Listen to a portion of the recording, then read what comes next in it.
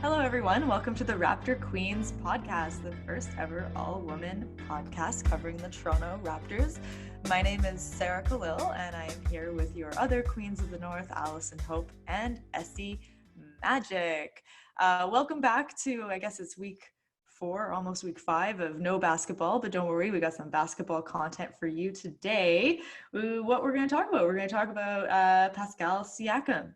Did we put too much pressure on him this season? We've also got Serge, who continues to be the off-court all-NBA MVP with his new show, How Talented Are You? So we're going to talk about that. And we've got some updates from around the league, a horse tournament put on by the NBA in an attempt to create content for people to watch. What do we think about that? And a little bit more drama, developments, etc. We'll see between Rudy Gobert and Donavon Mitchell. So that's what we have on the docket for today. So let's dive right in and talk about Pascal Siakam, the up-and-coming superstar, the Raptors' future hopes and dreams resting on his shoulders.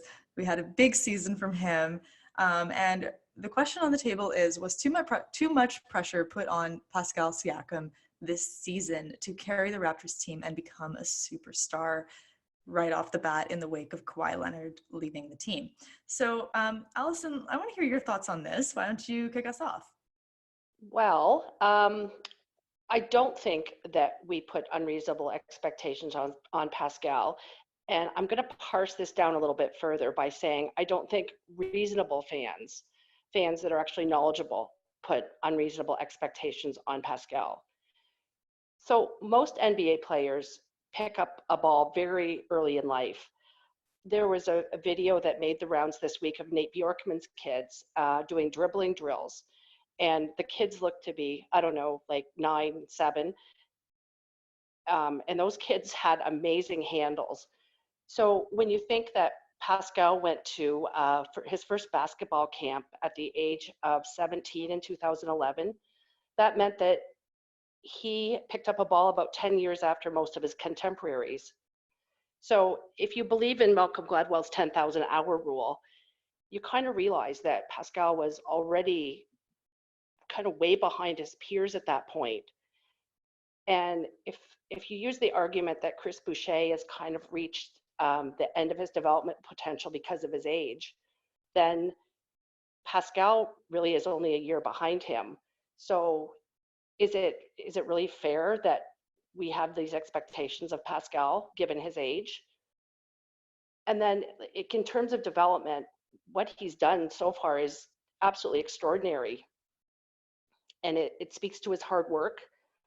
And I think that any pressure that he feels is all intrinsic pressure, because all this is, he's doing this to honor his dad. I mean, there's no greater motivation, I think, than personal honor. A few times this year, like watching him, he's had like visible frustration. And I think for a lot of fans, part of the joy of watching him play is just his love of the game. Like, it just shines on his face. So for him, forcing up shots and not getting foul calls and just, visibly frustrated, that's kind of hard to watch. And it makes you realize that, ball is his life now. And like any job, I mean, sometimes it's not fun. So everything he's done so far, like, it's kind of been, a little bit of magic, like his rise, the championship, to go back, the G League MVP, the most improved player, being an all-star.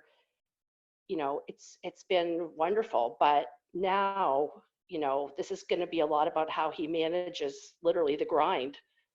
And he's in a position, though, to have, like, he's got a team around him that completely understands the grind. Like, there's Kyle, who, basically had one bad shooting series in 2016, and he wore the label of choker for 5 years. We've got Serge that, I think he OKC was up 3-1 and ended up losing to was it Golden State? I can't remember, but they had a 3-1 lead and blew it in the Western Conference final. And then you have Mark, he had adversity in Memphis, and he had, I think, one Western Conference finals appearance. Like, this is a whole team that's built on adversity. So I think, Pascal's in a good place.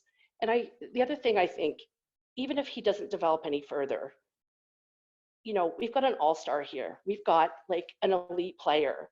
So, no, I don't think we put too much pressure on him. I think he's putting pressure on himself, if that makes any sense. Yeah, okay, that makes sense. I mean, we might be in a situation that's a little bit unique because the Raptors coming off a championship win for the first time in history. Obviously, fans are really happy, but we also know Toronto fans, sports fans generally can be really, really hard on their superstars and have really high expectations of them. So, I mean, this was kind of a unique year because actually at the beginning of the season, I don't think there were any expectations on the team at all, at least not from the outside. People were predicting not even the playoffs. And so the pressure increased on Pascal Siakam, I think, as the season kept going and the Raptors started winning. I don't know if you remember, but like early on in the season, there was conversation about Pascal being the most improved player again. And also he was in the MVP conversation, which was a completely unexpected thing to happen. And to me, that's actually when the pressure seemed to start to increase. And then, so maybe the question is like, not was there pressure on him for the whole season or what we were expecting for the season overall, but after he started performing at this level that was so high and way faster than we expected it to be, was there pressure on him to maintain it? And I think the answer to that question is yes, there was, in some circles anyway. Essie, what do you think? So I'm thinking about the way that Allison framed it at the beginning and saying in terms of we, and who's we. If we're talking about the fan base as a whole, then I think definitely 100%, fans put way too much pressure on him. I mean, I didn't, in my opinion, and I don't think any of you ladies did, but if we're talking about the fan base as a whole, I mean, the amount of criticism I've seen him get on message boards, Twitter, saying he shouldn't get the ball in the fourth quarter, give it to Fred, give it to Kyle, he's not ready, people getting mad at him missing layups, like 100%, like fans have been all over. I think that the pressure, putting too much pressure on him was 100%. I don't think that it's intrinsic at all. I think 100% there's been criticism. There's been people who are over expecting him to do things. That being said, though, that doesn't take away from how well he's played and what he's actually done if you actually set your expectations properly. Like, we've all seen his numbers increase dramatically, him improve his three-point shot, him improve his his spin move and really perfecting that. It's like his go-to. Like, we've all seen, and then obviously the accolades, the most improved player, and then now all-star top vote getter. So I think that has nothing to do with how he's actually that doesn't take away at all from what he's done. You know what I mean? Like, what he's done has been amazing, but definitely we've put too much pressure. And I think part of the reason, and I'm saying we as the fan base, and part of the reason is because I think that there was a lot of pressure after Kawhi left. People didn't really know exactly what the team was going to be like. There were people who were being realistic, like me, who, I had my early ceilings and all that. But I think people were like, we're afraid. We didn't know what the team was going to be like without Kawhi. And then all this media was saying, oh, they're going to suck. They had people saying they're not going to be in the playoffs. And we all know that screen grab that's brought up over and over again with Jalen. I forget that other guy's name. But yeah, so I think there was that pressure of Kawhi leaving and people were afraid. And also we had just given him a contract extension, right? So that adds pressure naturally when you give out, you're saying you have faith in this person and we're expecting big things from you, therefore we're giving you the max, right? So that naturally adds expectations and makes people kind of expecting him to be a star right now. But with that being said, I think that, it was definitely too much pressure, and that you shouldn't expect him to go from, being Kawhi's sidekick in a way to suddenly being able to be an amazing closer, superstar player to replace Kawhi. Like, that's just not going to happen. And I think that sort of expectation is where you get that disappointment in the fourth quarter if he's not being a clutch superstar player. So I think the expectation of him to, suddenly be a superstar was a bit much. Do you think that the expectation for him to be a superstar at all, like to play at top of the league level, like next season or the season after that, when people say he has no ceiling, etc. So basically there is an expectation on him to carry the Raptors team and the Raptors franchise through the next generation, the next few years, because at least he signed a max contract. So do you think it's a reasonable expectation to imagine that he will become the superstar that everyone, not just fans, but media and the Raptors organization clearly believe that he will become? Yeah, definitely. I think for years to come, I think definitely that expectation is there for him to, be the franchise player, especially with Kyle getting older and he's going to retire, although he's playing really well for someone his age. So, but there's that expectation that he'll eventually, decline in production. And also, like you said, with that contract extension, that's naturally showing faith. So I think down the line, but I think for this season specifically, the pressure, the expectation was too high. Like, people who expected him to just be, shooting the last second shot and, getting a high percentage shot at that moment or whichever, or if you always give him the ball in under 2 minutes, he's going to get something for you every time. Like, I think for this season that was too high of an expectation. And also keep in mind, with Kawhi being gone, things weren't as open for him on the floor. And I think that's also why we've seen a drop in his field goal percentage, because now he gets more double teams, right? And other players are more aware of his capabilities. So when Kawhi was there, though, it was more like Pascal was a bit of a surprise, as he was like a sleeper almost. It kind of reminds me of how Golden State reacted to him scoring 30 points in that game one, right? So it just changed everything. And I think people should have taken a step back and realized he can't just slide in. There's so many dynamics that affect his performance this season and that adjustment. But I mean, I think anyone reasonable knew that as the number one option, he was going to get doubled, and it was going to be exponentially more difficult to score. Like, that was a given. So maybe I'm wrong. I just don't see all these expectations on him, but I think I'm a reasonable and knowledgeable fan. Well, I'm just going based off what I've seen. Like, I can see what you're saying in terms of reasonable fan and reasonable expectation. Of course, he's going to be double teamed more.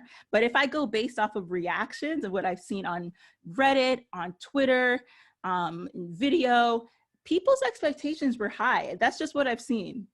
And there was a lot of disappointment, people, blaming him, don't give the ball to him in the last, like, I saw everything. So I think what you're saying is right. Yeah, a reasonable person should be able to say, oh, it's going to take him some time to actually, get used to being that person. And also too, like, kind of like what Sarah was saying, we're a little bit spoiled, right? Because he was doing so well so quickly, and that early on in the season, right? We're like, oh, then it's like you come to expect that. And then when they disappoint you, you're just like, man, you know what I mean? Or if it's a couple strings of games in a row, it's even more like, oh, you know what I mean? Because you have that expectation. So I think that I agree with you in terms of a reasonable person, but in terms of what I've seen is a different story. Yeah, like, I think you have a way wider breadth of like reading and media access, that you're getting like all these takes, because I haven't seen that much of it. So I'll probably agree with you on that. But I wonder if you would have seen it, like, if the Raptors hadn't had the season that they had, because in a lot of ways this has been a magical season, right? Like, not only the way that Pascal has been performing and just watching him blossom, but actually seeing the entire team blossom, and Norm becoming the player we always hoped he would be, and Fred stepping up, and Serge just being an anchor. So we have this entire team exceeding expectations everywhere, especially in the wake of all of these injuries. And so I can't help but wonder as well, like, okay, I don't love playing the hypothetical game because really anything could happen. But if the team hadn't been winning, then what would it have been like for Pascal? Everyone would have just called it, like, written it off as a development year. Okay, fine, like, been resigned. But even with resignation comes expectations of, okay, but you better be good next year or the year after when we bring in Giannis or whatever it is, right? So like, had the team not actually had this incredible run that has been one of the best I've ever seen, then what? I agree. I think that, and that happens with every player too on the team. Like we've seen Serge play amazing.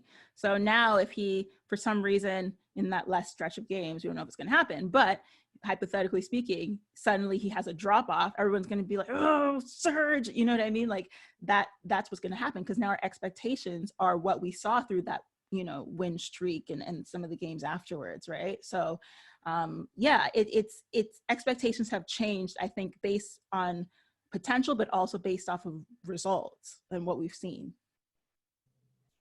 Yeah, I think there's a new floor that we expect all of us, like, yeah, we're players, that we expect all of our players to have, like perform at least at that level always now.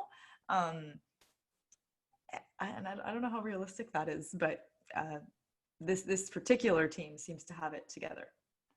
Like Serge has had a career year. So unless it's Norm, because for Norm, my expectations were very low, and that's why I've been so excited with his performance, because I expected him to be so inconsistent. So yeah, Norm is the only one who doesn't follow that rule of having a higher floor, at least still not for me. You just won't admit that he's a new player. No, I think he's a new player, but I still am I don't know, maybe I'm traumatized from all those, bad decision-making moments. I don't know. I just don't want to set myself up to be let down.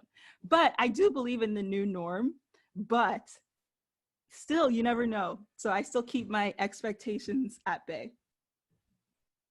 Okay, fine. I'll let you have this one for now. Okay, so just to wrap it up then, we got Allison thinks, nope, there's been no excess pressure put on Pascal Siakam this year. Essie, you think, yes, there certainly has been. It's been too much. And I'm going to come in on the, like, just in terms of a conclusion.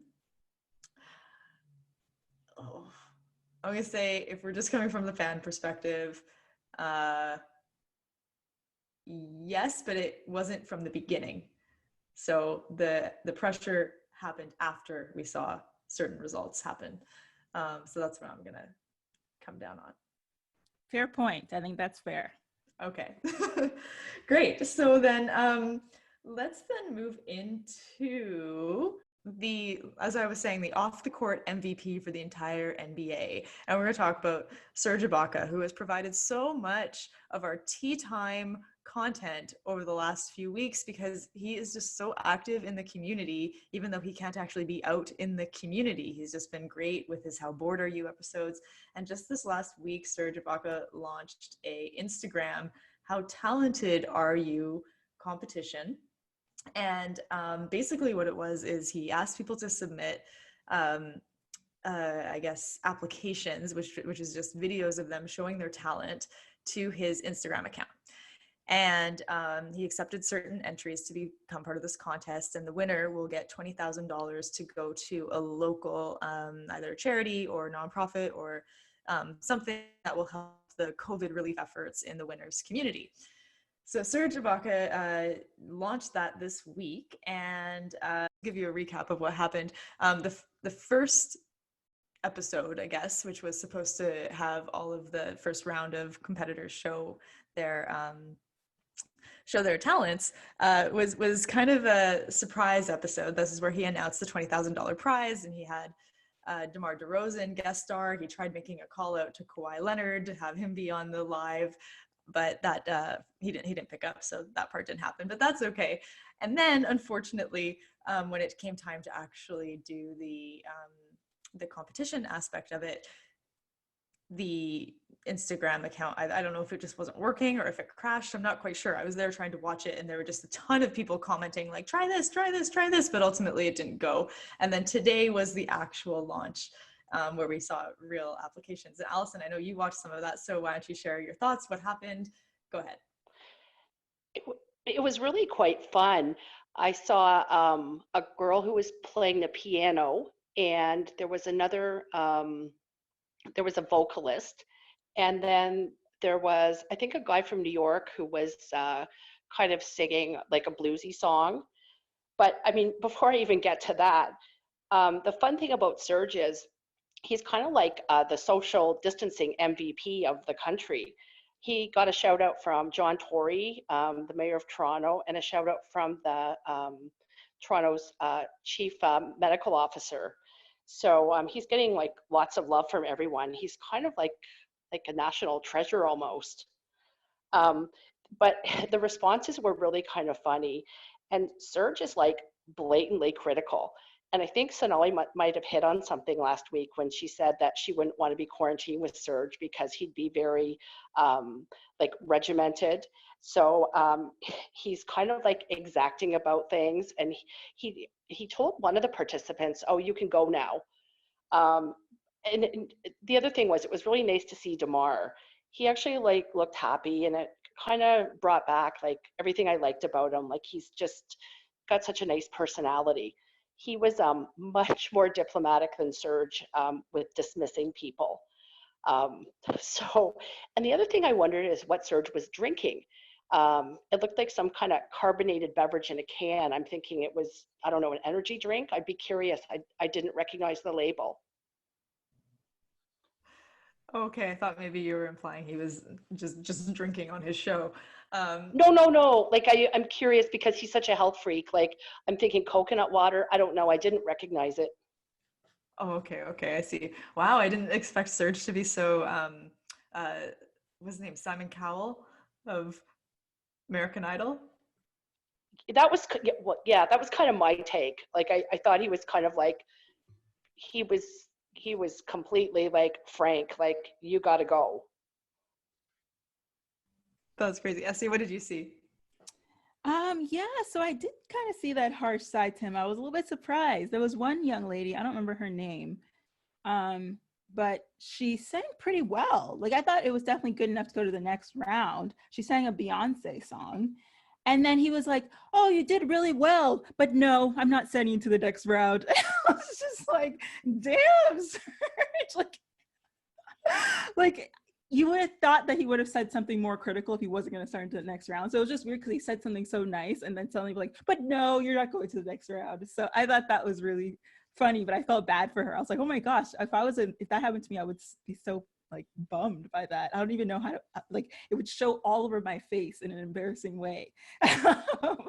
So yeah, so I thought that was kind of funny. On that note, just shout out to every single one of the participants going live on Instagram to showcase your skills in a competition. I mean, congratulations to all of you for being brave enough to do this.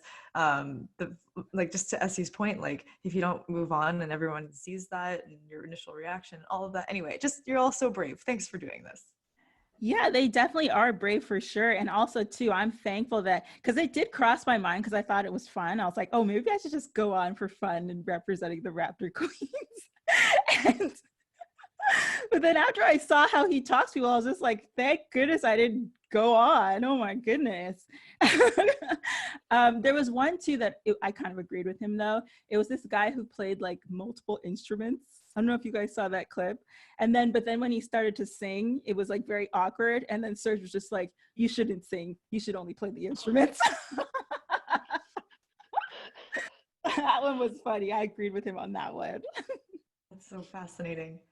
So the only thing that's coming to my mind right now listening to this is I wonder if this is what it's like to be on the like coached by the Raptors coaching staff, which is just like blunt, direct, to the point. This is working, this is not working.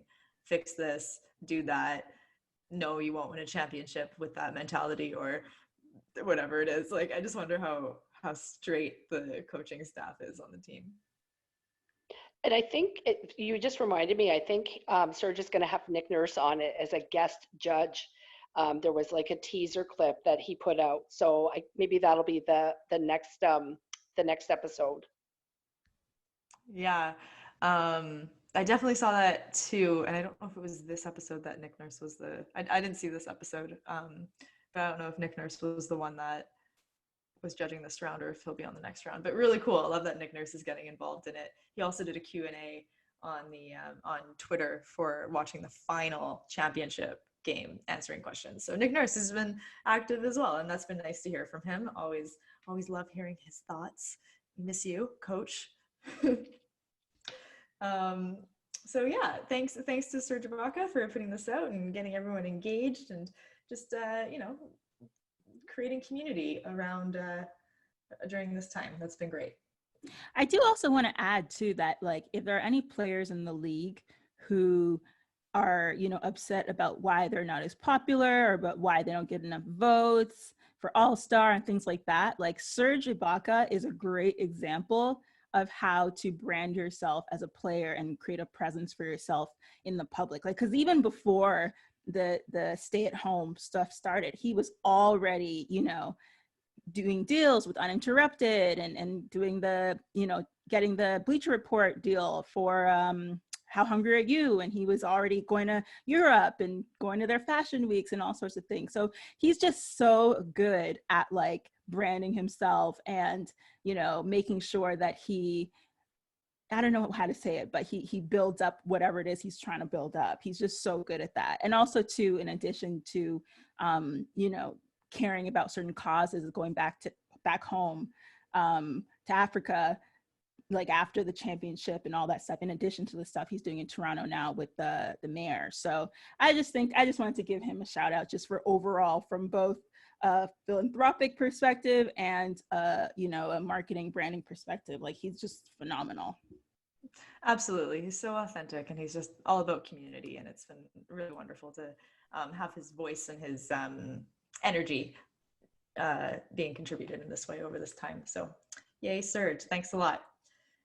So speaking of community, or just the NBA in general, the NBA has tried to, or is trying to right now, put out some kind of competition for the fans to be involved in. We were supposed to start the playoffs today. This is supposed to be day one of the NBA playoffs, and instead the NBA put out a horse competition.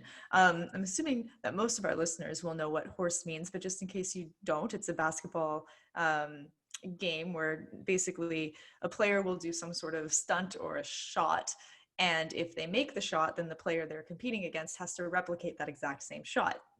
If they don't replicate it, they get a letter, HORSE. The first player to get to horse actually loses. So you don't want letters. You want to be able to either create shots that the other player can't replicate, or replicate the shot that your opponent has nailed.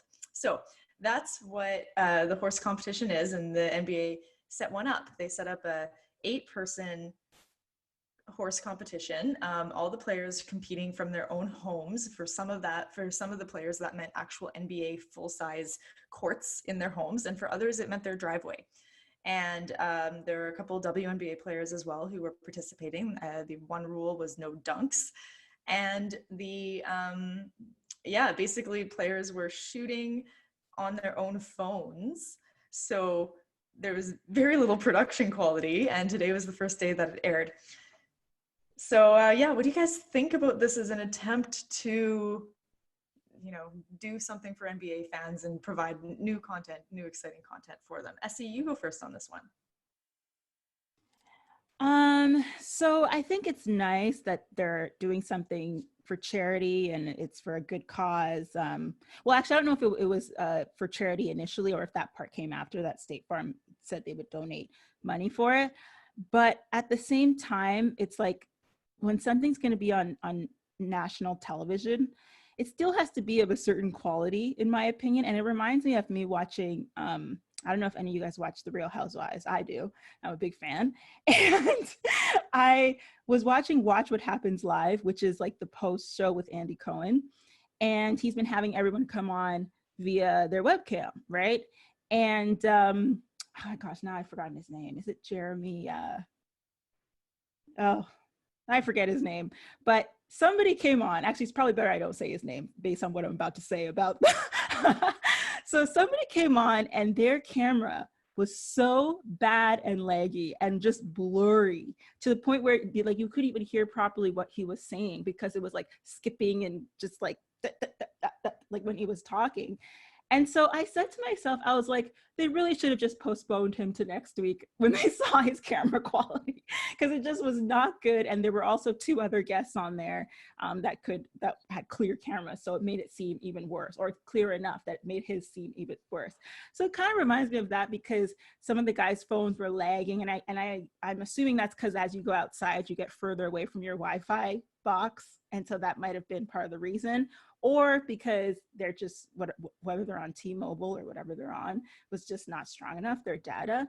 But yeah, I just wish they had a better way of like, you know, even paying for, you know, to get Best Buy or somebody to ship the guys a better camera or equipment or something. Because they do that for, I guess they don't want to dish out the money for that, but I know that like on all the other shows where the hosts are still there, they do send people and things like that, but or not people, they just the setup so that they can set themselves up so it's clear like television. So that's one thing I want to say, is that it was for a great cause, so I'm happy, but it's just like, if something's going to be on, it's just weird seeing something on national television with such poor quality.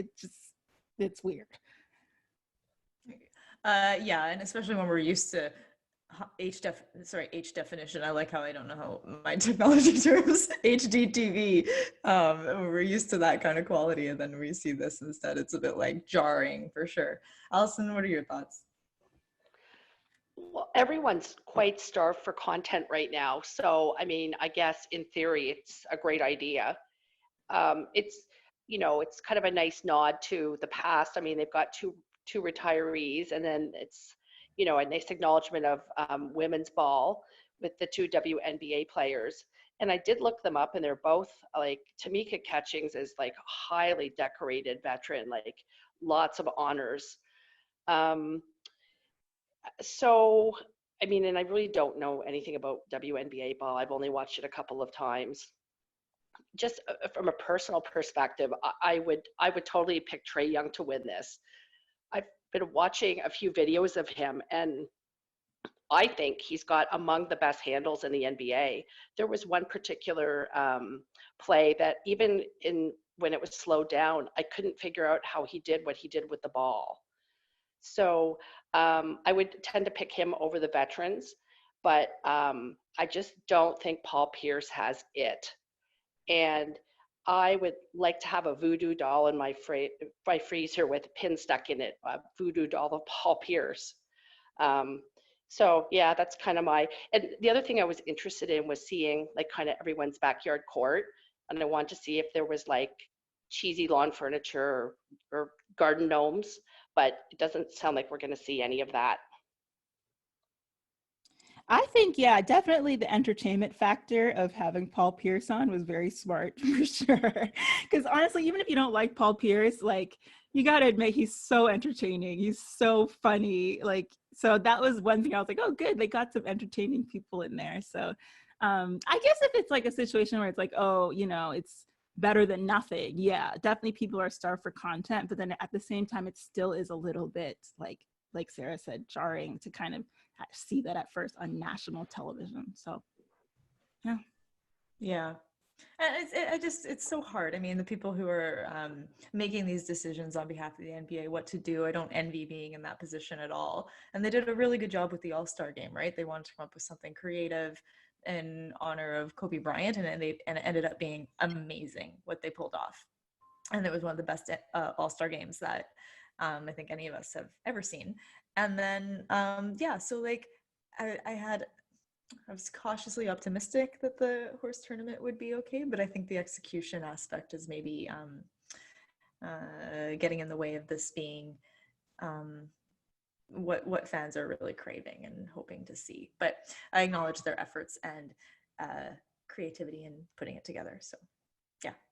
you know what I think it is too? I think that one thing that we like when they're planning these things, or maybe they just hope it'll be fine, is like, or even us as viewers, it's like we forget that these people are not necessarily camera television ready as what we're used to seeing them being coached and getting, you know, a lighting person, even if they're doing an interview with their makeup done or whichever. So we don't realize that like they're just not, they might not necessarily be television ready like what we're used to. Like it reminds me of the NBA 2K tournament, and I didn't watch much of it, but I did watch a little bit of the Derek Jones Jr. versus Kevin Durant one. And it was just so awkward because Derek Jones Jr., and maybe he might have gotten better as time went on, but I saw enough that I was like, I'm not watching this anymore. Derek Jones Jr. just was not talking much at the beginning. And it was so awkward because you could tell that Kevin Durant was trying to like pull conversation out of them, kind of remembering, wait, this is airing on television. You got to talk your thoughts. You can't just be silent playing on your controller, you know, as we play and people watch. And so it was like very awkward because it was like blatant, like to me, it was blatantly obvious that he wasn't like, I don't know if it was cognizant or he just forgot that you're on national TV. People are watching you. Like, you got to be like, you know, woo, or whatever they say. They probably don't say woo, but you know what I mean? Like, damn, or oh, okay. Like, be talking during it, not just silent. And it was just so funny because when I first started watching it, I thought it was just me thinking it until Kevin Durant was like asking him questions. Like you could tell even he was like, because he would say things and Derek Jones Jr. wouldn't even respond or say anything back. He would just be silent. So it was just like, it was so awkwardly funny. But anyway, it just kind of reminds me of that like they're missing that sort of like coaching and that sort of production value. And so, I mean, I guess they're doing the best they can, but they're never going to quite be, you know, quite the level that we're used to. No, exactly. And there's just nothing you can do. Like it is just straight up disappointing, heartbreaking, sad that right now we don't have the NBA playoffs. It's just kind of sad. Yeah. You're gonna like that is not fixable. You just have to live with it. Yeah. Really nothing is gonna, no matter what we do, nothing's gonna live up to the real thing. Exactly. Yeah. But it's great effort from everyone. Yeah. Let's move on to our last topic, which is a follow-up to some of the controversy that happened between Rudy Gobert and Donovan Mitchell, players on the Jazz. Just as a refresher, Rudy Gobert was not taking coronavirus very seriously at all, walked around after an interview touching all of the microphones and just kind of being a jerk about the whole situation, and then was the first NBA player to be diagnosed with coronavirus. And apparently that caused quite a lot of tension between him and his teammate Donovan Mitchell. So then sources the other day I think this was from The Athletic, reported that the relationship is still not repaired and that it's on thin ice because of this. And so that is what happened. And then Gobert came back with a response and he said, nah, we're good. Don't worry about it, essentially. So Allison, what are your thoughts? Well, there's an old expression where there's smoke, there's fire. So you have to think that Donovan Mitchell's silence in this is pretty telling. And I think probably the magnitude of the situation was emphasized when Kat's mom was in the hospital, I believe on a ventilator related to COVID. So I think that hit the NBA community pretty hard. So it would be interesting to see what Donovan Mitchell has to say if he does indeed speak. But it just, this is a story once again a month later, so it makes you wonder if there's probably something to it. Okay, Essie? Yeah, I definitely don't believe Gobert's response to what he said. And I do have the quote here so I can give you guys at home a refresher. So he said, "It's true that we didn't speak for a while after this, but we spoke a few days ago. We're both ready to go out there and try to win a championship for this team." And then he also said, they all remain on the same page. So he said, it's not about being unprofessional. Everyone has got different relationships. It's never perfect. People that are married, it's never perfect. So, me and my teammates, it's far from perfect. But at the end of the day, we both want the same thing, and it's winning. We're both grown men, and we both are going to do what it takes to win. So that to me sounds like an acknowledgement that it's still not quite right. And also to remember that he's the one that looks bad in this scenario. So of course he's going to try to sweep it under the rug and make it seem like, oh, no, it's fine. We sorted it out. Because if they haven't sorted it out, he's the one that looks bad in the end, right? Because he apparently caused this problem. And there were also sources saying before that it wasn't just the microphones things, like leading up to that, he was also doing some things in the locker room as jokes. Mm-hmm. And so I think it's more than just that. And I like, it doesn't surprise me that Donavon Mitchell wouldn't, get over it that easily, because it is a serious topic, especially if you're the type of person, like for me, I'm a germaphobe, all my friends know I'm a germaphobe.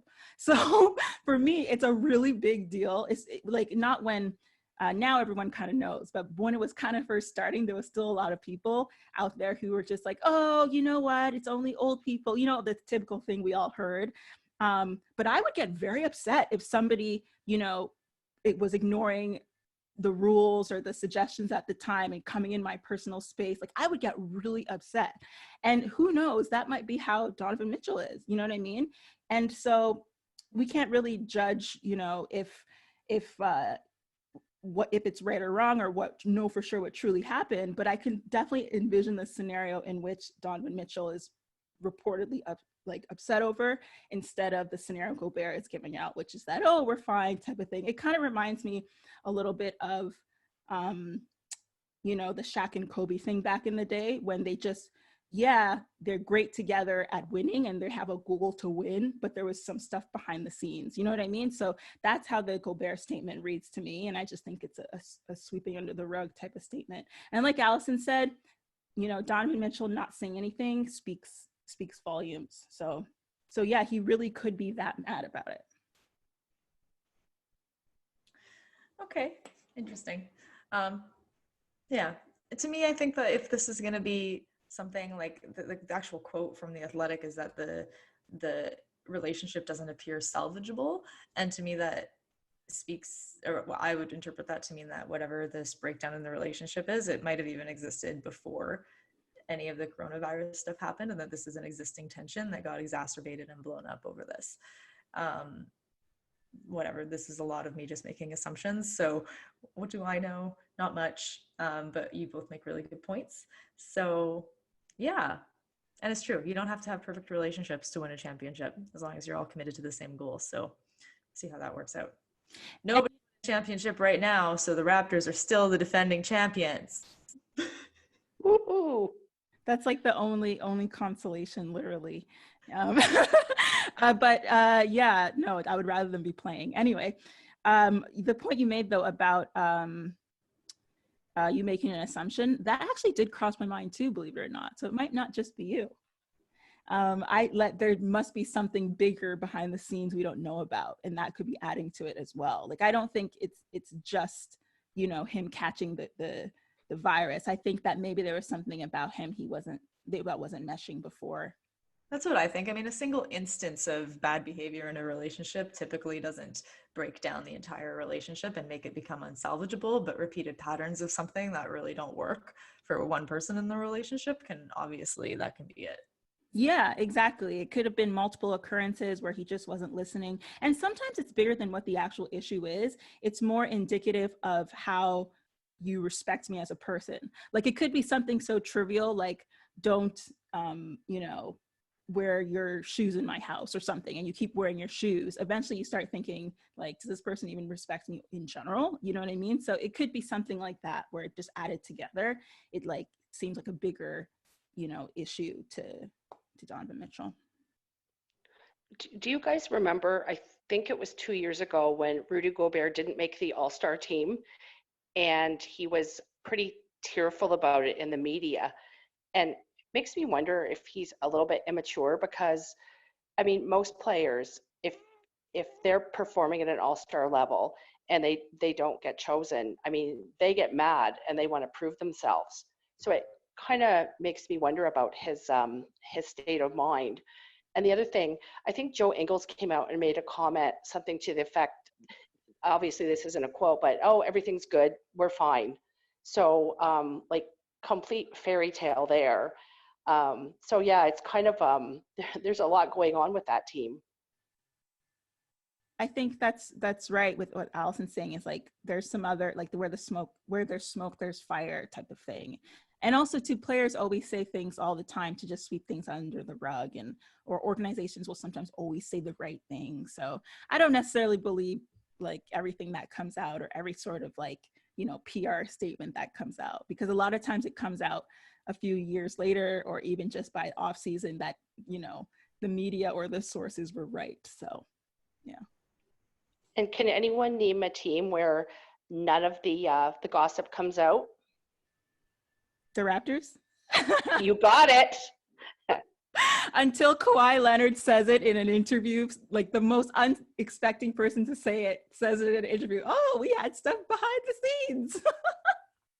I think we knew that from the interview that with was it Rachel after the championship with he and Kyle? But yeah, I wonder when we're gonna know.